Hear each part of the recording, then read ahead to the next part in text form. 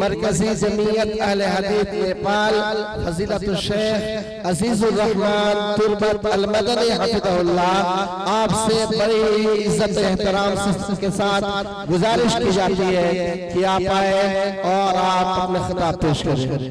अल्हम्दुलिल्लाह अल्हम्दुलिल्लाह नहमदुहु व नस्तईनुहु व नस्तगफिरुहु व नु'मिनु बिही व नतवक्कलु अलैहि व नऊज़ु बिल्लाहि मिन शुरूरि अनफुसिना व मिन सय्यिआति अमालिना व मन यहदिहिल्लाहु फला मुदिल्ल लहु व मन युद्लिलहु फला हादिय लहु व अशहदु अल्ला इलाहा इल्लल्लाहु वहदहु ला शरीका लहु व अशहदु अन्ना मुहम्मदन अब्दुहु व रसूलुहु अम्मा बअद फ़इन्न खैरल हदीस किताबुल्लाह व खैरल हदी हदी मुहम्मदिन सल्लल्लाहु अलैहि वसल्लम व शर्रल उमूरि मुहदसातुहा व कुल्लु मुहदसतिन बिदअह व कुल्लु बिदअतिन दलालह। अऊज़ु बिल्लाहि मिनश शैतानिर रजीम बिस्मिल्लाहिर रहमानिर रहीम।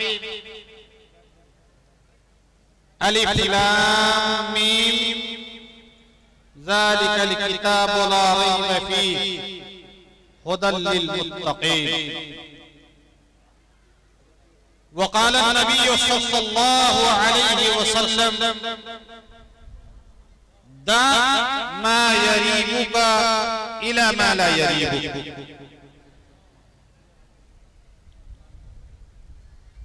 मुअज़्ज़ज़ व काबिले सद एहतराम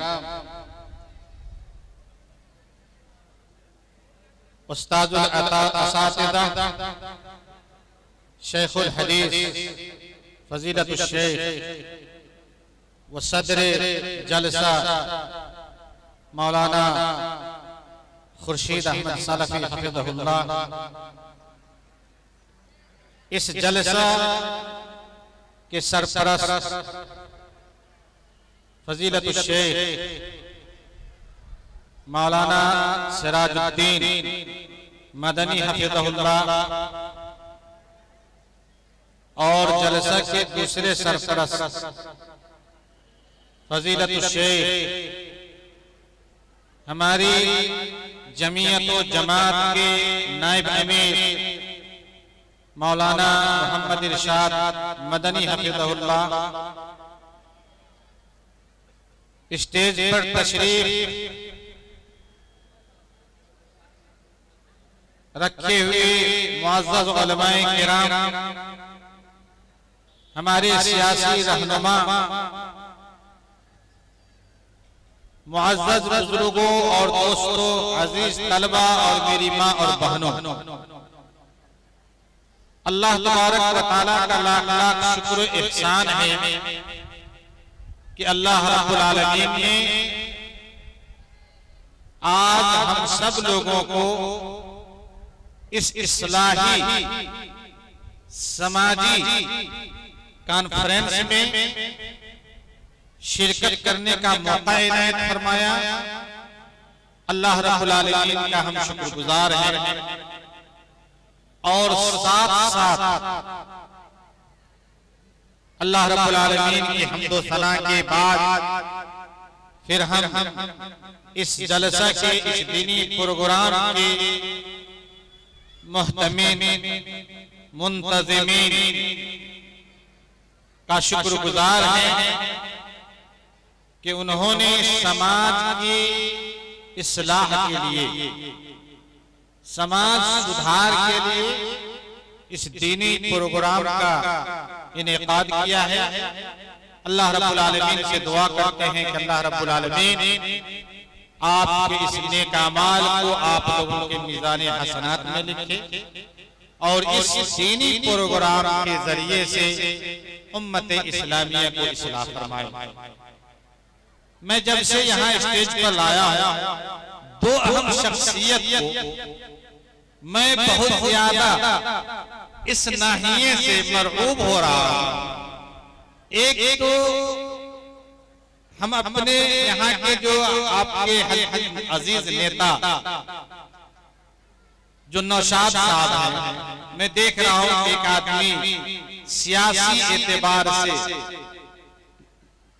सियासत में अपनी कदम रखने के बावजूद दीनी प्रोग्राम में इतनी दिलचस्पी और इतनी गहराई से स्टेज पर सारे इंतजाम ख्याल रखना, मैं चाहता हूं कि खुसूसी तौर पर हम नौशाद साहब का शुक्रिया अदा करें।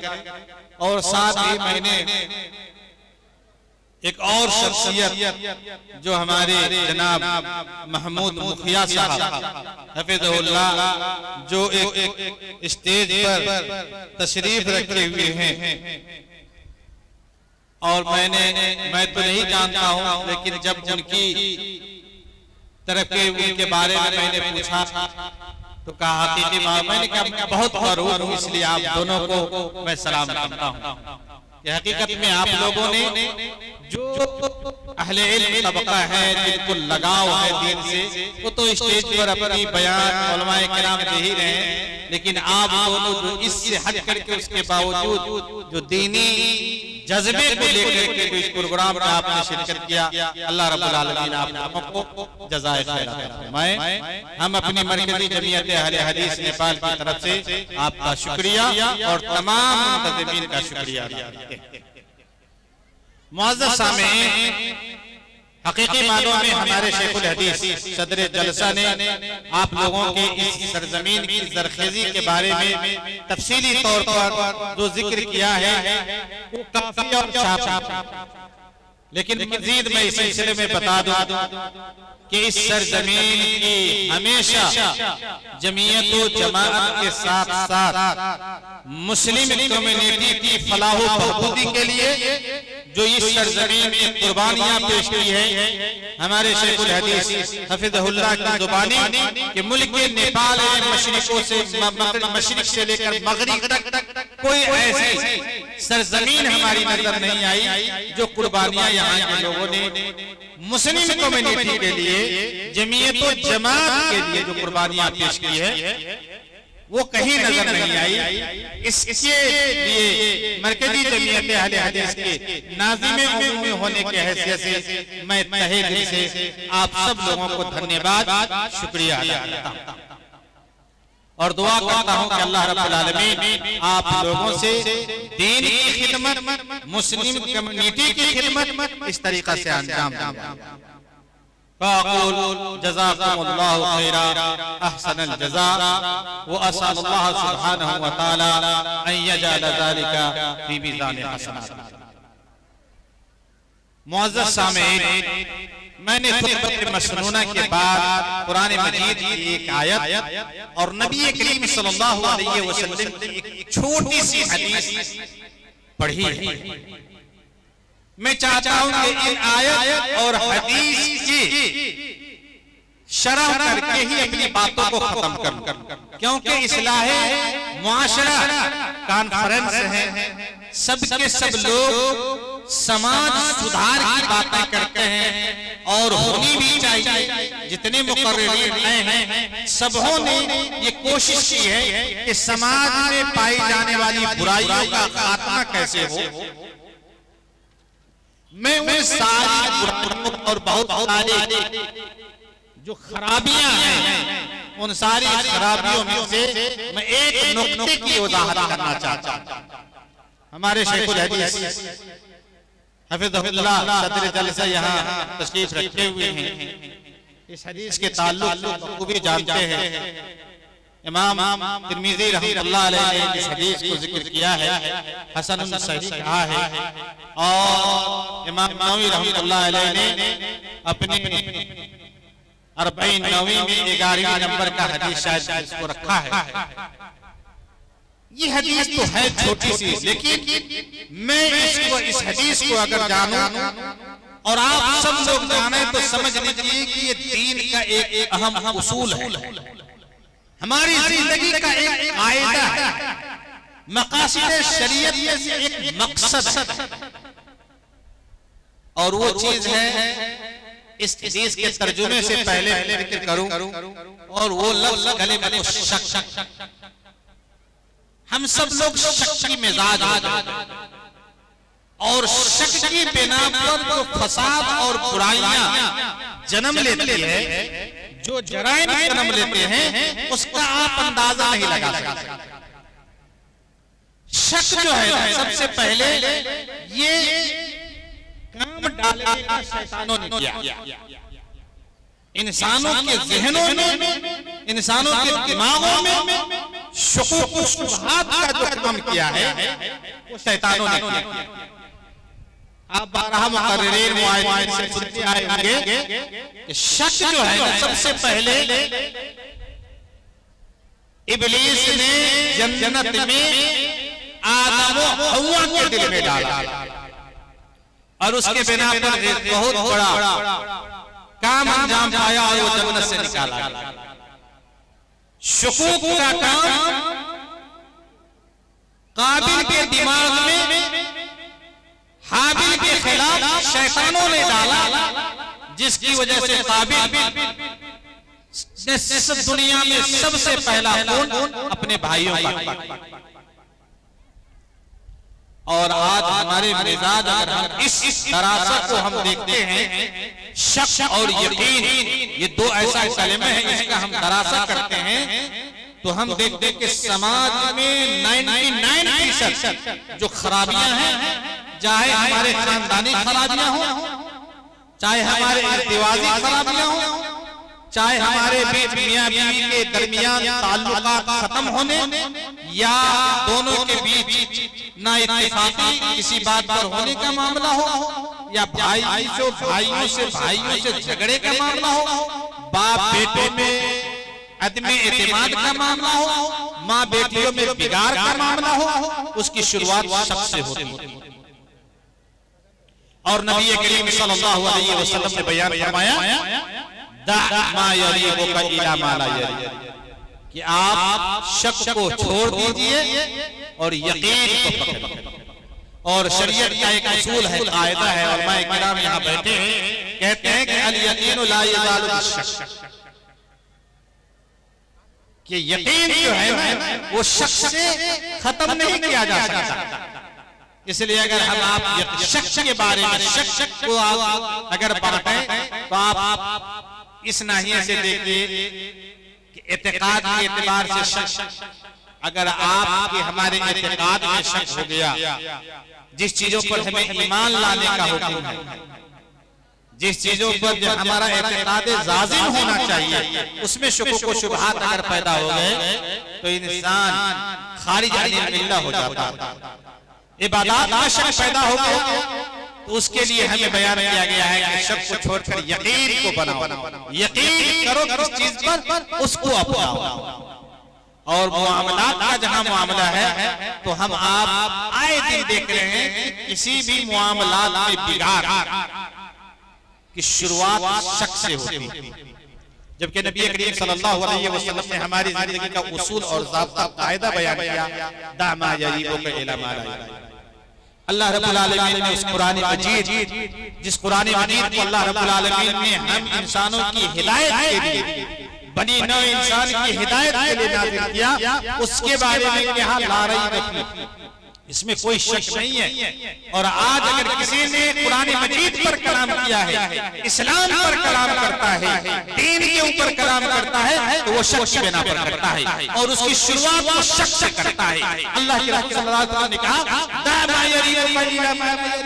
शक से छोड़ो, यकीन को पकड़ो, लेकिन शुरुआत शक से की जाती है। आज अगर हिंदुस्तान में कुरान के खिलाफ 26 आयतों का मामला दर्ज हुआ है, तो वो शक के बिना पर, उसको यकीन की बिना पर नहीं कहा जा सकता, उसको शक पैदा किया गया है, उसके ज़हनो दिमाग में शुकूक डाले गए हैं। और शरीयत के जितने भी कानून और शरीयत के जितनी भी दुनिया में रोनुमा शुकूक के बिना पर हुए हैं, जितनी भी चेंजिंग और जितनी भी हवादिस आए हैं, दीन के खिलाफ इन लोगों ने भी आवाज उठाया है। सबसे पहले शुकूक व शुबहात की शुरुआत, हमारे नबी मोहम्मद सल्लल्लाहु अलैहि वसल्लम ने 1400 बरस पहले इस चीज का सफाया कर दिया और कहा शकूक को छोड़ दो, शकों को छोड़ो और यकीन पर एतमाद करो, उस पर भरोसा करो। आज हमारे घरों में तो छोटी सी बातों पर शुरुआत शक की बिना पर होती है। बेटा अगर बाहर विदेशों में कमा रहा है, बाप को शक होना शुरू हो जाता है, इस महीने का पैसा नहीं भेजा, इसका मतलब है ससुराल भेज दिया, और वहां से शुरुआत शुरू हो जाती है। फिर लोग बाप अपने बेटे और बाप वहां से पैसा, बेटा वहां से बाप के पास पैसा भेजा, और अगर बाप ने कुछ बेहतरीन किया, मैं एक बात बताऊं आपको, दुनिया में वाहिद फर्द बाप ऐसा है जो सिर्फ अपने बच्चों को तरक्की करना चाहता है और उससे कोई हसद नहीं। लेकिन इसके अलावा जितने भी रिश्ते नाते हैं, मैं जानता हूं सबके दिलों में ये ख्वाहिश रहती है कि मैं इनकी तरक्की मुझसे कम हो। लेकिन बाप एक ऐसा है जो अपने से बेहतर अगर किसी को देखना चाहता है तो वो बेटा को देखना चाहता है। माँ एक ऐसी शख्सियत है जो अपने से बेहतर अगर किसी को देखना चाहती है तो वो बेटी को देखना चाहता है। लेकिन इसमें भी शैतान आकर के शुक्र को शुभात पैदा करते हैं और शुरुआत घर की बिगाड़, घर के बंटवारे की शुरुआत किसी शख्स से होता है और हम शक पैदा करते चले जाते हैं। वो शक इतना जोर पकड़ता है, शैतान हमारे बीच में आकर के शकूक को इतना बढ़ावा देता है कि उस शक को यकीन तक हम पहुंच जाते हैं बगैर किसी तफ्तीश के, बगैर किसी सोच बूझ के, बगैर किसी गौर व खौफ के, और उसके बाद हम शकूक के बिना पर हमारे घरों में बिगाड़ पैदा हो जाता है, बाप बेटों के बीच में दरार पैदा हो जाते हैं। उसी तरीके से माँ बेटियों में और सास बहू का मामला तो शुरुआती शक है। आप जानते ही होंगे कि सास बहू का मामला शुरुआती शक से होता है। अगर बहू के देर से सो करके उठी तब शक, किसी से फोन पे बात की अपने मायके में तब शक, काम करने में थोड़ी सी कोताही देखी तब शक, और उस घर में फिर गाली बोलो उसी शक के बिना पर। फिर उसके बाद एक बार जब बहू की जुबान खुल जाती है तो फिर खुल जाती है, और उसके बाद घरेलू बिगाड़ पैदा होकर बंटवारे और न जाने क्या क्या सब आ जाता है। शकूक एक ऐसा मर्ज है जो पैदाइश जो आया है शैतानों की तरफ से।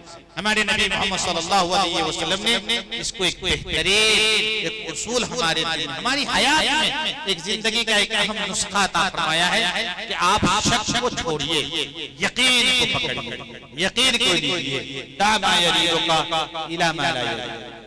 और शरीयत का कायदा आ गया कि शक के जरिए से यकीन को खत्म नहीं किया जा सकता। इसलिए हम चाहेंगे कि समाज में सुधार पैदा करने के लिए जो छोटी छोटी चीजें हैं जिनसे हम शकूक में पड़ जाते हैं और वही चीज हमको बहुत ही ऊंचा, बहुत बड़ा और बहुत बुरा बना देता है, उन शकूक को हम चाहेंगे नबी करीम सल्लल्लाहु अलैहि वसल्लम के हदीस की रोशनी में हम चाहेंगे शकूक को अपने दिलों से ज़ाय करें। आज उलमाओं के बीच में शकूक, समाज के अंदर शकूक, कोई काम करने जा रहा है उसमें शक, कोई भलाई की तरफ पेशकदमी कर रहा है उसमें शुक्र व शुबहात का इजहार, किसी खैर के कदम में कोई खैर का काम कर रहा है उसमें शुक्र दाखिल कर देना, और चाहते हैं। और आज पूरी दुनिया में आप देखेंगे कि पूरी दुनिया में यही शकूक और शुबहात को पैदा करके हमेशा मुस्तशरिकीन ने हमारे इस्लाम को जो निस्त नाबूद करने की जो कोशिश की है, इसी शकूक और शुबहात तादुदे अज़वाज लेकर के कहते हैं कि इसके शकूक और शुबहात की बातें नबी करीम सल्लल्लाहु अलैहि वसल्लम बताओ। एक मुस्तशरिक ने किताब लिखी, हमारे शेखुल हदीस साहब जानते हैं, बहुत ही अच्छी बातें लिखी और कहा ज़कात की अहमियत, ज़कात की इसकी बेहतरी समाज में इसकी, और आखिर में एक शक डाला और उन्होंने कहा कि जिस शख्सियत ने जो इस्लाम का नबी था वो ऐसे लिखा, जो इस्लाम का नबी था जिसको मुसलमान अपना आखिरी नबी मानते, पूरी जिंदगी में उन्होंने कभी ज़कात नहीं दी। एक शक पैदा कर। आपको मैं बताऊं एक वाकया है शकूक के ताल्लुक से, हमारा ईमान ऐसा होना चाहिए। इस वाकये से मैं अपनी इस वाकये को जिक्र करके शक के मौजू पर अपनी बातें को खत्म करना चाहता हूँ। वाकया है एक शख्स मुस्तशरिक ने सोचा, एक यहूदी ने सोचा कि मैं मुसलमानों के बीच में इस्लाम के ताल्लुक से एक शक डालना चाहता हूं। शुकूक डालना चाहता और वो एक मुसलमान की बस्ती में पहुंच गए। मुसलमानों की बस्ती में पहुंचने के साथ देखा एक बकरी का चढ़वाहा का, यही से शुरुआत करते हैं। एक बकरी चढ़वाने वाले वो दौड़ बकरी चढ़वाने वालों के करीब गया, कहा भाइयों देखो मैं मुसलमान हूं, मैं कोशिश कर रहा हूं कि कुरान मजीद को हिफ्ज करूं, मैं हिफ्ज करने की बड़ी कोशिश कर रहा हूं, लेकिन कुरान में इतने मुतशाबिहात हैं, कुछ आयतें बार बार उसका जिक्र आया है, इतने मुतशाबिहात है कि मैं चाहता हूं कि अगर वो मुतशाबिहात को थोड़ा हटा दिया जाए तो हिफ्ज करने में बड़ी आसानी हो जाएगी, हिफ्ज करने में बड़ी आसानी हो जाएगी। चाहता हूं उस आयतों को हटा दो। क्या ख्याल है आपका? और इसको हटाने में बड़ी परेशानी हुई। उस बकरी का चढ़वाहे का ईमान इतना मजबूत था, वो दौर था, बकरी के चढ़वाहे का ईमान इतना मजबूत था। उसने कहा बहुत अच्छी बात है। पूरी बातें सुन लेने के बाद उसने कहा बड़ी अच्छी बातें हैं, आपने बहुत सही बातें की, लेकिन मैं चाहता हूं कि क्या ख्याल है आपके दो हाथ हैं, मैं चाहता हूं एक हाथ आपको काट दूं, क्योंकि दो हाथ से क्या क्या ये मुतशाबे दो हाथ में होंगे, एक ही आपको रहने दिया जाए। आपके पास अल्लाह ने दो आंखें दी, एक आंखें निकाल देता हूं आपको, एक आंख से आप काम चला ले। अल्लाह ने दो कितनी कथा किया है, एक एक निकाब को हटा देता हूं, क्या ख्याल है? ऐसा कैसे होगा? कहा जब ऐसा नहीं होगा तो कुरान की आयतों में इस किस्म की शुकूक व शुबहात कैसे होगा? अल्लाह रब्बुल आलमीन ने किसी चीज को ऐसे अबस नाज़िल नहीं किया, ये कुरान का फरमान है, ये कुरान का बयान है कि हमने किसी को अबस ऐसे बेकार नहीं पैदा किया। तो फिर कैसे ये जो आयतें आई है बेकार नहीं है, ये था यकीन। हमें इस किस्म का यकीन होना चाहिए, ईमान बिल्लाह पर यकीन होनी चाहिए, इबादत में यकीन होनी चाहिए, मुआमलात और घरेलू जो ताल्लुकात हैं, आपसी जो दोस्ती है, आपसी जो कारोबार है, घर में जो अपने फैमिली का जो कारोबार है, फैमिली के अंदर जो एतमाद है, उसकी हमें बहाली होनी चाहिए। और यकीन जानिए कि हम अगर शक को छोड़ देते हैं, यकीन को लाज़िम पकड़ते हैं, शुकूक में अगर नहीं पढ़ते हैं, तो 95 मसाइल का हल और समाज में हमारे अंदर जो इस्लाह की जो जरूरत पेश आ रही है वो 95 इस्लाह हो जाएगी। हम अल्लाह रब्बुल आलमीन से दुआ करते हैं कि अल्लाह रब्बुल आलमीन हम सब लोगों को शक से निकल करके यकीन को लाज़िम पकड़ने की तौफीक अता फरमाए। अल्लाह रब्बुल आलमीन हम सब लोगों को अपने इस्लाम के मुताबिक जिंदगी गुजारने की तौफीक अता फरमाए। हम लोगों की रोजी रोटी में अल्लाह बरकत अता फरमाए। हम में से जिनके बाल बच्चे, जिनके खेशो अकारी अपने वतन से दूर हैं, अल्लाह रब्बुल आलमीन उसको अपने हिफ्ज़ व अमान में रखे। अल्लाह रब्बुल आलमीन को सही साली और दो पैसे सही साली के साथ साथ हलाल रिज़्क़ के साथ अपने वतन वापस लाए। अक़ूलु क़ौली हाज़ा वस्तग़फ़िरुल्लाह ली व लिस्साइरिल मुस्लिमीन। अल्हम्दुलिल्लाहि रब्बिल आलमीन। वस्सलामु अलैकुम व रहमतुल्लाहि व बरकातुहू।